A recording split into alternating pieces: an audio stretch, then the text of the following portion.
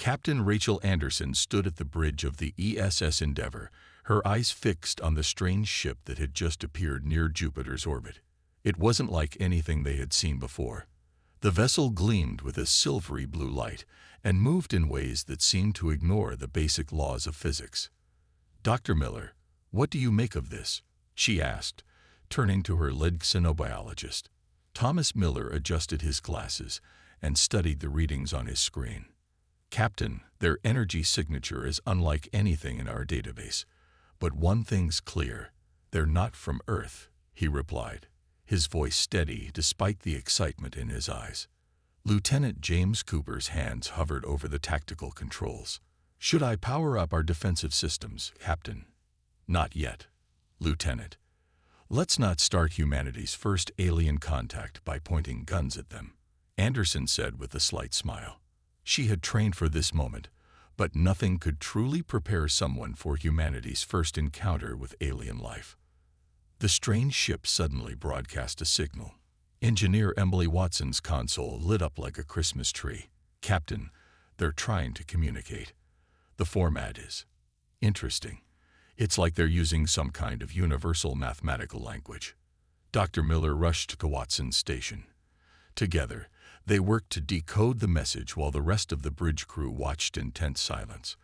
After several minutes, Watson pumped her fist in the air. "Got it. We can translate their basic communications now," she announced proudly. The main screen flickered to life, showing a creature that looked nothing like the aliens from Earth's movies and books. It had smooth, iridescent skin and multiple eyes arranged in a circular pattern. When it spoke, the ship's computers converted its musical tones into English. "Unknown vessel, this is Survey Ship 7249 of the Galactic Council. You have entered monitored space. Please identify yourselves." Captain Anderson took a deep breath and straightened her uniform. "This is Captain Rachel Anderson of the Earth Ship Endeavour. We represent humanity and the planet Earth."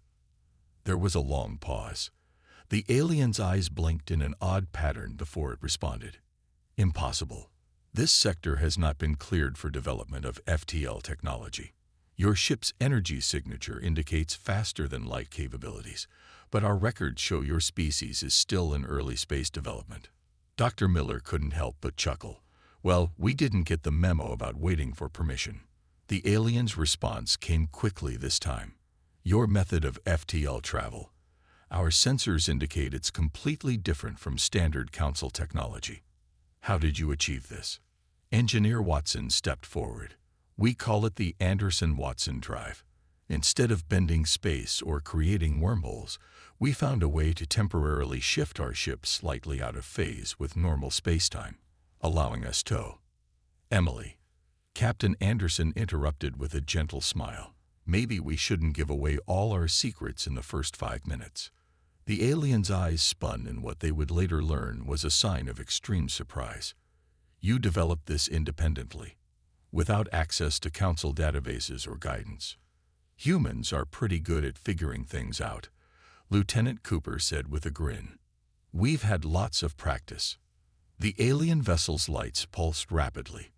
We need to contact the Council immediately. Please maintain your position. A diplomatic vessel will arrive shortly."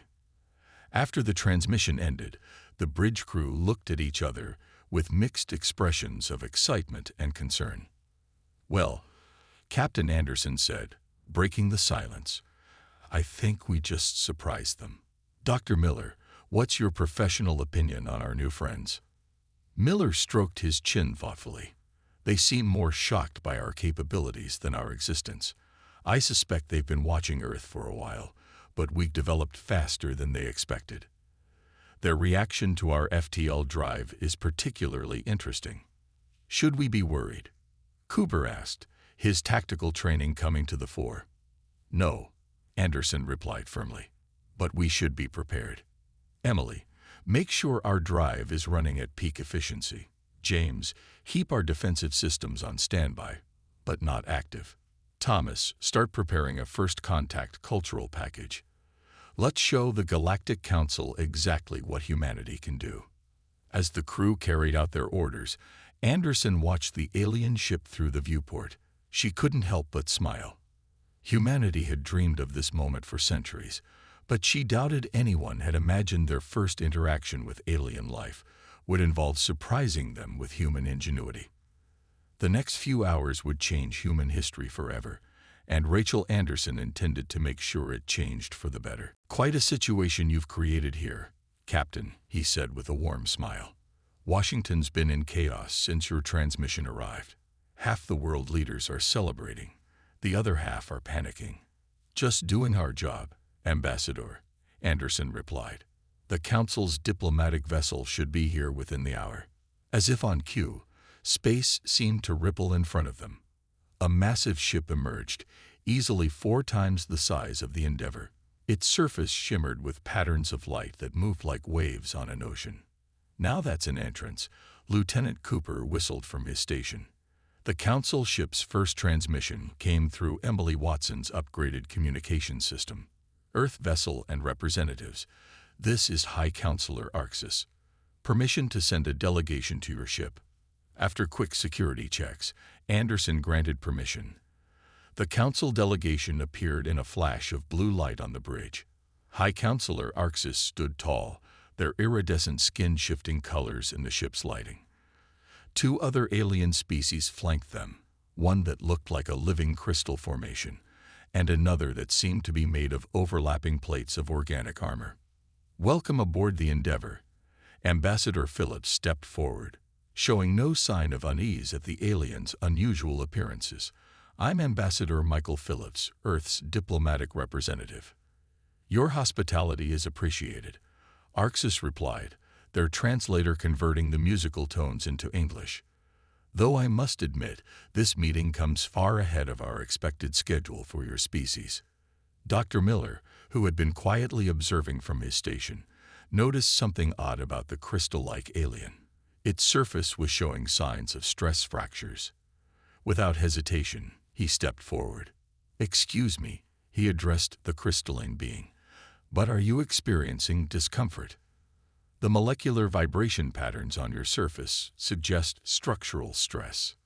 The crystal alien's surface flickered in surprise.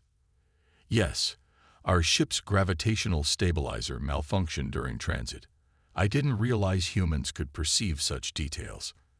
Engineer Watson perked up at the mention of mechanical trouble. "A gravitational stabilizer. We might be able to help with that. Our technology works differently, but the principles should be similar." High Counselor Arxis's color patterns shifted to what they would later learn was an expression of doubt. "Your technology is primitive by Council standards, though impressive for your development stage." "Let us try," Watson insisted. "Sometimes a fresh perspective helps." After some discussion, the Council agreed. They allowed Watson and a small team to visit their ship. The human engineers stared in awe at the advanced technology, but quickly got to work. To everyone's surprise, especially the Council members, it took Watson less than an hour to devise a solution. "You're using quantum field manipulation to maintain gravitational stability," she explained as she worked. "But we found that simple mechanical dampeners, combined with your existing system, can prevent the cascade failures you're experiencing. Sometimes the old ways work best." The crystal being's surface glowed brightly after the repair. "Remarkable. The solution is so simple, yet none of our engineers considered it. We've relied so heavily on quantum technology that we forgot about basic mechanical principles." High Counselor Arxis watched this exchange with great interest. "Perhaps we were too quick to dismiss Earth's technological level. Your species shows unusual problem-solving capabilities." "That's just how humans are," Ambassador Phillips said proudly. "We're good at thinking outside the box because we're still learning what the box is." "The Council extends an invitation," Arxis announced after conferring with their colleagues. "We wish to formally evaluate Earth for potential membership. Though I must warn you, our standards are extremely high." "We accept," Phillips replied without hesitation. "When do we start?" "Immediately," Arxis said.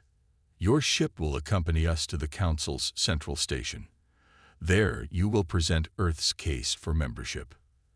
As the aliens departed to prepare for the journey, Captain Anderson turned to her crew. "Well, looks like we're going on a longer trip than planned. Dr. Miller, what's your assessment?" "They're intrigued by us," Miller replied thoughtfully, "but also nervous. We're not following their expected patterns of development, and that makes them uncomfortable." "Good," Anderson smiled. "Being underestimated might work to our advantage. Emily, make sure the drive of ours is ready for a show. Something tells me we're going to need to impress them even more." The crew began their preparations, none of them fully realizing that they were about to change humanity's place in the galaxy forever. The Council's central station was massive. It looked like someone had built a small moon made of gleaming metal and crystal. The ESS Endeavour seemed tiny as it approached the docking area. "Look at the size of that thing," Lieutenant Cooper said, whistling softly. "You could fit 100 aircraft carriers in there."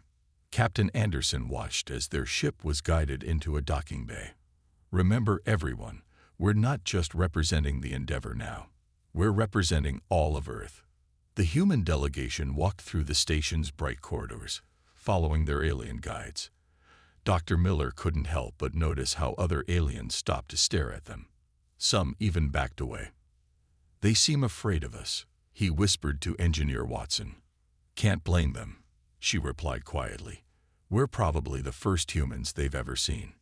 The Council's meeting chamber was a huge round room with rising tiers of seats, filled with representatives from hundreds of alien species. Ambassador Phillips stood at the center with Captain Anderson and her senior crew. High Counselor Orcs spoke first. "We have gathered to evaluate Earth's potential membership in the Galactic Council. However, there are concerns about your species." "What kind of concerns?" Phillips asked calmly. A tall, thin alien with scales that shimmered like oil on water stood up. "Your species developed faster than any other we've encountered. You went from primitive combustion engines to FTL travel in less than 200 years. It's not natural." Before Phillips could respond, alarms started blaring throughout the station. Red lights flashed, and alien voices spoke quickly in different languages. "Security breach in Section 7. Someone shouted. "Containment failure in the xenobiology labs." Lieutenant Cooper's training kicked in immediately. "Captain, permission to assist." Anderson looked at Orcs, who nodded quickly. "Granted. Take Dr. Miller with you." The two humans rushed to the problem area, following the station's security teams. They found chaos in the labs. A large reptilian creature had escaped its enclosure and was threatening the lab workers. The alien security teams stood back, their weapons ready but hesitating. The creature's thick scales made their stun weapons useless. "What are they waiting for?" Huber asked a nearby security officer. "The creature's neural structure is too simple for our psychic restraints, and its hide is too tough for our stun weapons," the officer replied. "We must wait for heavy containment equipment." Cooper looked at the scene, then at the lab equipment around them. He grabbed what looked like a fire extinguisher and a large metal tray. "Dr. Miller, what's the lowest safe temperature for the lab worker's species?" he asked quickly. Miller checked his tablet. -10 degrees Celsius. "Why?" Cooper grinned. "Because I'm about to make it very cold in here." He turned to the security team. "Get your people back." Using the tray as a shield, Cooper approached the creature. He sprayed the fire extinguisher, which released a supercooled gas. The creature roared but started moving more slowly as its body temperature dropped. "Now," Cooper shouted. The security teams rushed in and secured the creature while it was sluggish from the cold. Back in the council chamber, the aliens watched recordings of the incident with amazement. "You used cleaning supplies and a food tray to subdue a Class 3 predator," one council member asked in disbelief. "We call it improvising," Anderson explained. "Humans are good at finding new uses for simple tools. And none of you showed fear," another council member noted. "Even your scientist approached the danger without hesitation." Dr. Miller shrugged. "Curiosity often beats fear for humans. Besides, we needed to help." High Counselor Arx's skin rippled with complex patterns. This is what concerns many of us. Your species demonstrates unusual problem-solving abilities, physical resilience, and emotional responses. You're unpredictable. Being unpredictable has helped us survive, Ambassador Phillips replied. It's also why we can offer unique perspectives to the Council. Perhaps, Arxis said slowly, but it also makes you potentially dangerous. Every species is potentially dangerous, Anderson spoke up. What matters is the choices we make. Humans choose to help when we can, to solve problems when we find them, and to face challenges head-on.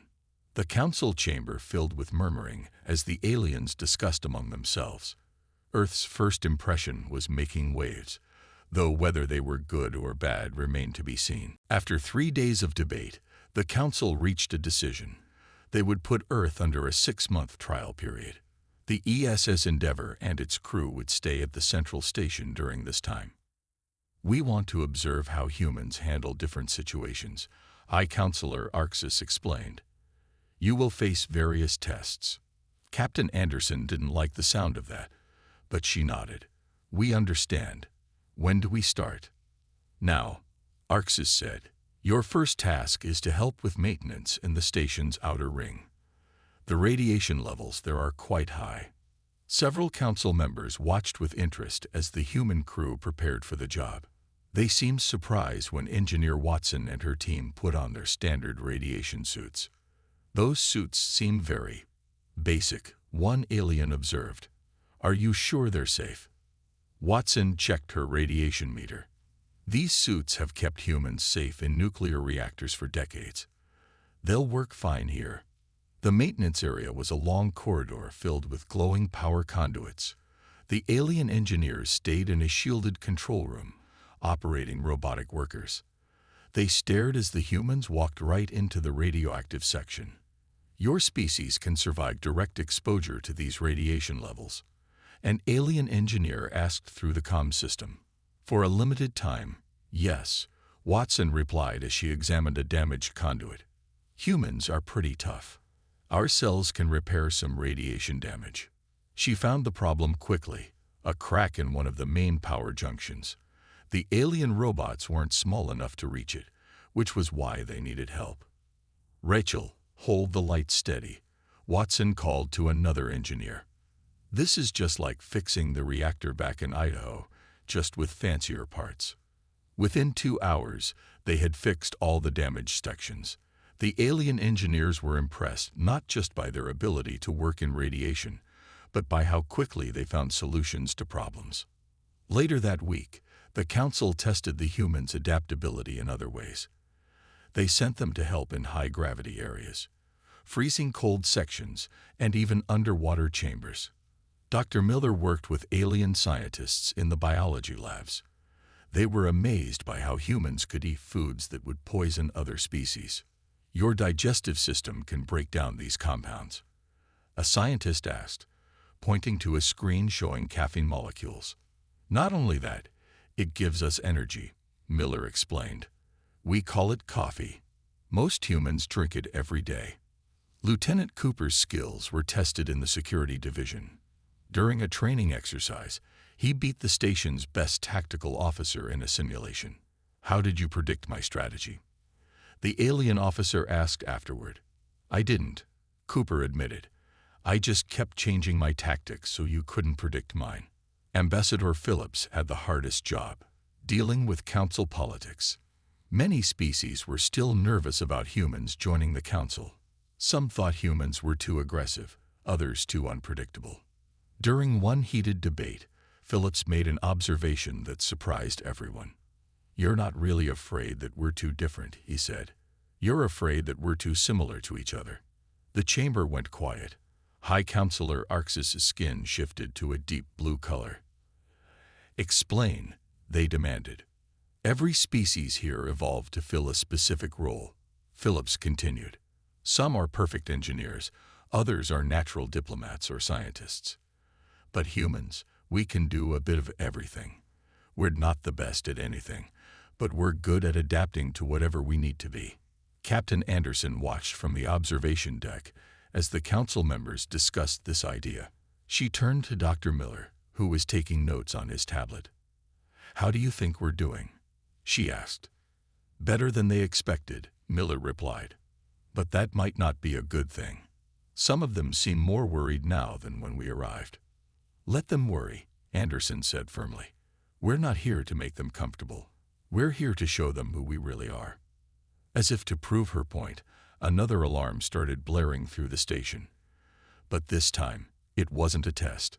Something was very wrong in the station's core, and humanity was about to face its biggest challenge yet. Red emergency lights flashed throughout the station as alarms blared. The central control room was in chaos as alien technicians rushed between displays showing critical warnings. "What's happening?" Captain Anderson demanded as she and Engineer Watson ran into the room. High Counselor Orcs turned to them, their skin pale with worry. "A solar storm, much larger than anything we've seen in this sector. The station's shields are failing." Watson looked at the readings and her eyes went wide. "These radiation levels, they're off the charts. We've ordered an evacuation," Orcs said. "All non-essential personnel must leave immediately. The station's outer rings are already becoming dangerous." Dr. Miller, who had been studying the data on a nearby screen, spoke up. "The station's power core, it's becoming unstable from the radiation. If it fails, the whole station will be destroyed." An alien engineer added, "We've never seen interference like this. Our systems weren't designed for this level of solar activity." Anderson looked at her crew. "Options. The Anderson-Watson drive," Engineer Watson said suddenly. "The way it phases matter. We might be able to modify the station's shields using the same principle." Lieutenant Cooper shook his head. "The Endeavor's drive isn't powerful enough to protect a station this size." "No," Watson agreed, "but we don't need to protect the whole station. Just the core." Anderson turned to Orcs. "Give us a chance to try. How long until the core reaches critical?" 40 minutes, Orcs replied. "But the radiation levels in the core section are already lethal.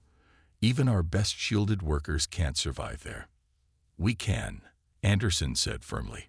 "Our radiation suits and natural resistance will give us enough time." "Emily, what do you need?" Watson was already drawing diagrams on her tablet. "The Endeavor's drive components, power couplings, and Dr. Miller, I need you to help calculate the phase variance for something this big." The next 30 minutes were a blur of activity. While most of the station evacuated, the human crew worked frantically. They'd moved the key components of their FTL drive to the station's core, rebuilding it to create a shield generator. The radiation levels kept rising. Even in their suits, the humans were taking dangerous doses. But they didn't stop. "Power couplings are connected," Cooper reported, his voice tense from pain. "Ready for phase alignment." Watson's hands were shaking as she made the final adjustments. Dr. Miller called out calculations as Anderson coordinated with the station's remaining engineers. "Core temperature critical." An alien technician shouted, "Shield failure in 2 minutes." "Now, Emily," Anderson ordered. Watson activated the modified drive. For a moment, nothing happened. Then the air around the core seemed to shimmer, like heat waves rising from hot pavement. "The radiation levels," Dr. Miller stared at his readings. "They're dropping. The phase shield is working." The crisis wasn't over. For the next hour, the humans worked with the alien engineers to stabilize the station's systems. When the solar storm finally passed, the station was damaged but intact. In the aftermath, the Council's medical team was shocked by what they found. "You all have radiation exposure well above safe levels," the chief medical officer told them. "By our standards, you should be dead." "Humans are stubborn," Anderson said with a tired smile. "We don't give up easily." High Counselor Orcs visited them in the medical bay. Their skin was cycling through colors the humans had never seen before. "You saved this station," they said. "Not just the structure, but thousands of lives." And you did it by breaking all our assumptions about how technology should work. Sometimes the best solutions aren't the most elegant ones, Watson replied from her bed. They're just the ones that work. You used parts from your own ship, Orcs continued. Your only way home. Why would you take such a risk? Anderson looked around at her crew, proud of what they had accomplished. Because it was the right thing to do. That's what humans do. We help when we can, no matter the cost. As the humans recovered, word of their actions spread through the station. The other species began to look at them differently. Maybe humans weren't just unpredictable. Maybe they were exactly what the council needed. A week after the solar storm crisis, Lieutenant Cooper noticed something odd. He was reviewing security footage of the station's power core from before the storm when he saw a pattern that didn't make sense. Captain, he called Anderson over to his screen. Look at these power readings from the day before the storm. They show unusual spikes. Anderson frowned. Could it be related to the storm? No, Cooper shook his head. These happened before any solar activity was detected. Someone was messing with the core's settings. They brought their findings to Dr. Miller and Engineer Watson. The 4 humans studied the data in a private room on the Endeavour, away from the station's monitoring systems. These changes would have made the core more vulnerable to solar radiation, Watson said, pointing to specific readings. It's like someone knew the storm was coming. But that's impossible, Miller argued. Solar storms that big can't be predicted that accurately. Unless, Cooper said slowly, someone helped them along. The humans looked at each other as the meaning sank in. Someone had wanted the station to fail. But why? Ambassador Phillips joined them later, bringing more troubling news. I've been watching the council meetings carefully, he said. There's a group of representatives who seem too interested in our FTL drive technology. The same technology we just used to save their station. Anderson noted. What are you thinking, Ambassador? I think some council members wanted to see exactly how our technology worked, Phillips explained. The crisis forced us to show them everything. Cooper hit his fist on the table. They put thousands of lives at risk just to spy on our tech. Calm down, James, Anderson ordered. We need proof before we make any accusations. Over the next few days, they gathered evidence carefully.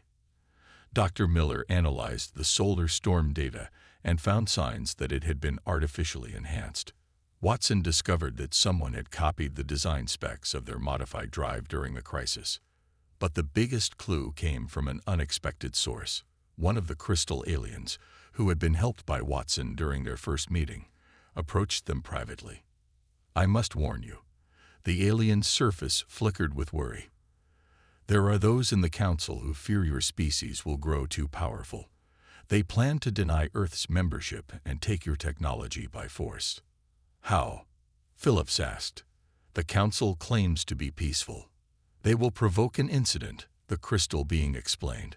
Make it seem like humans are too dangerous to trust. Several military vessels are already hiding in nearby systems. Anderson looked at her crew. Options. We could run, Cooper suggested. The Endeavour's drive still works, even if it's not at full power. No, Phillips said firmly. Running would prove their point about humans being untrustworthy. Then we fight back their way, Watson smiled. With politics and technology.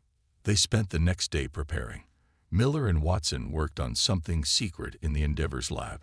Cooper upgraded their defensive systems, while Phillips talked with council members he trusted.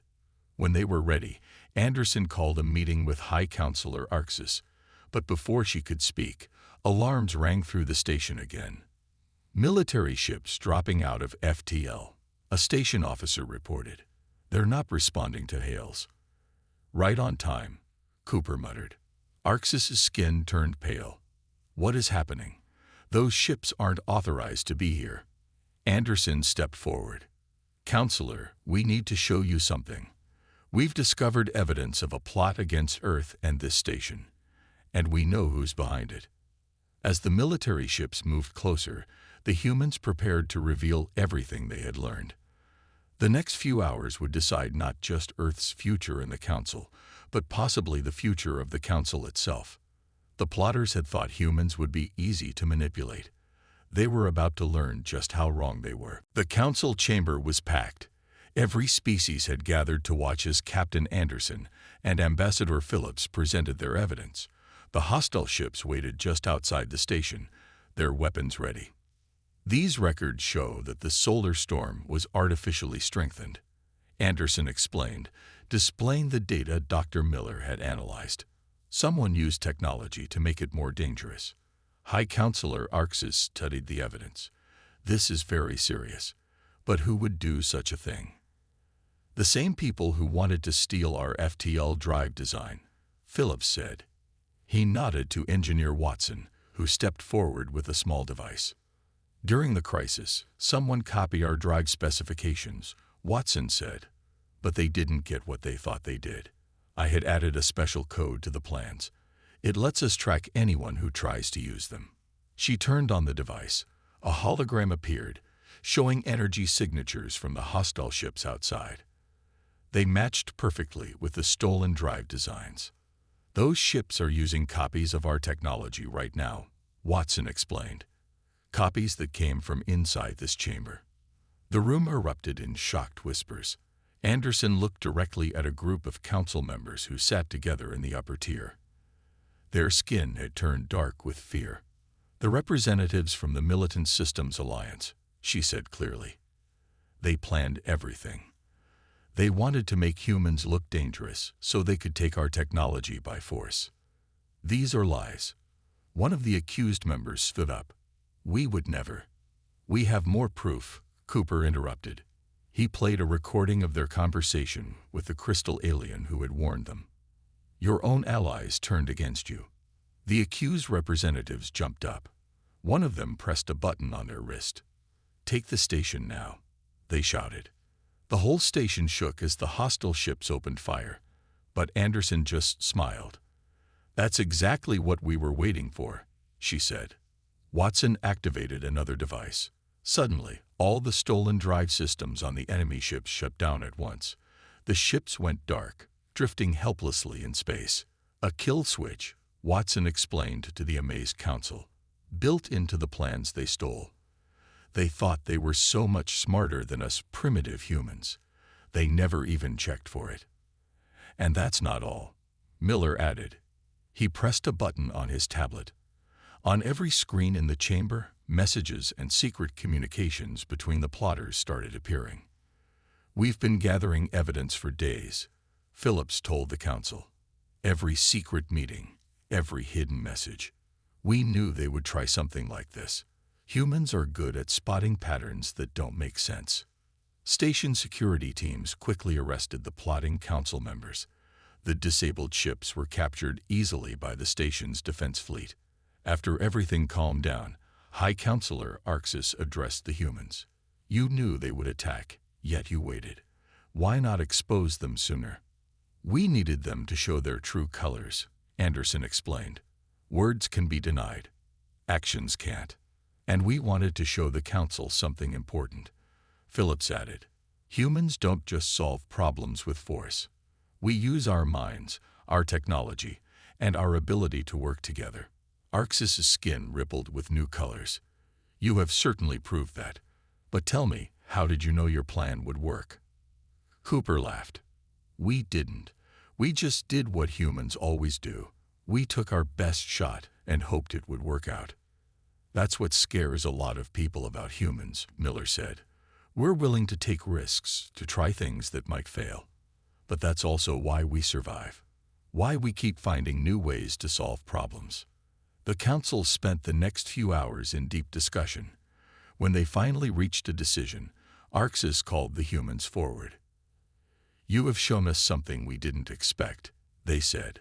Not just strength or intelligence, but wisdom. The ability to fight without destroying, to win without harming. Perhaps we are the ones who still have much to learn. Anderson looked at her crew with pride. Earth's place in the galaxy was about to change forever, and they had helped make it happen. John slowly opened his eyes. The sun peeked through the trees above him. He heard birds singing their morning songs. He sat up and looked around, trying to remember where he was and how he got there. The last thing John could recall was walking home from work the previous evening. He remembered hearing a strange noise behind him. When he turned to look, everything suddenly went black. Now he found himself in the middle of a forest, with no idea how he arrived there.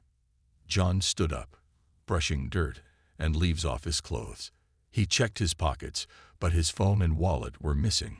He felt very confused and a little scared. He had never been in this forest before. He decided to pick a direction and start walking, hoping he would find a way out of the woods. After a short while, he came to a small stream. The cold, clear water helped wake him up a bit more. He knelt down to splash some on his face. As John looked at his reflection in the flowing water, he noticed something very strange. He was wearing different clothes from the suit and tie he had on when walking home from the office. Now he had on a simple white shirt and plain brown pants that looked quite old-fashioned. This mysterious change of outfit only added to John's confusion. Where was he? How did his clothes change? What happened to him after he heard that odd sound? John had more questions than ever, but still no answers. He knew he needed to keep moving and try to find help.